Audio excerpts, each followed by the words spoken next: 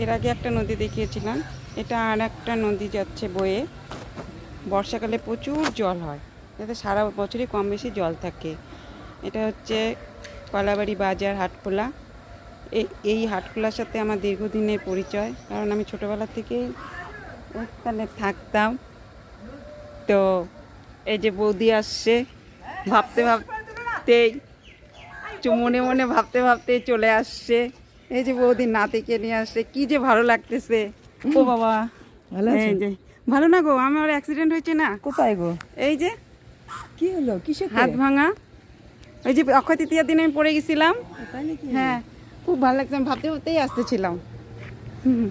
আমি মেয়ে না, হ্যাঁ বাড়ি যাচ্ছি। আরে আমি স্কুল যাবো, টোটোটা উঠলে না কোথায় কি গরম পড়ছে, ব্যবসা গরমে। তুমি ভিডিও করো। হ্যাঁ হ্যাঁ আচ্ছা, খুব ভালো লাগলো, করি। কাকে? হ্যাঁ কি বলো, কি হয়েছে মানে?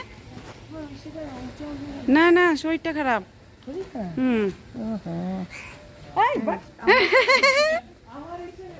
তোমাকে সবাই দেখবে, মাসি দেখবে, সবাই দেখবে।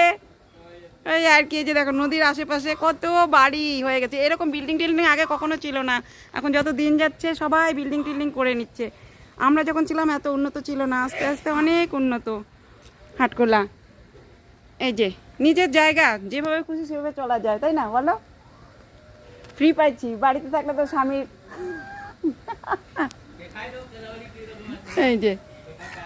এই যে নদী, এই নদীর জলগুলো সামনে থাকলে পরিষ্কার হলে কি ভালো লাগে। এই আশেপাশের লোকগুলোই অপরিষ্কার করে ধুয়ে দেয়। বাড়ির পাশে যদি একটা নদী থাকে কি দারুণ লাগে বলুন। এই যে কি গাছ, ঝাবড়া গাছ লাগানো। যাই হোক, ভিডিওটি এই পর্যন্ত রাখছি। সকলে ভালো থাকবেন, সুস্থ থাকবেন। ভালো লাগলে একটা লাইক কমেন্ট শেয়ার করে দিবেন। ধন্যবাদ।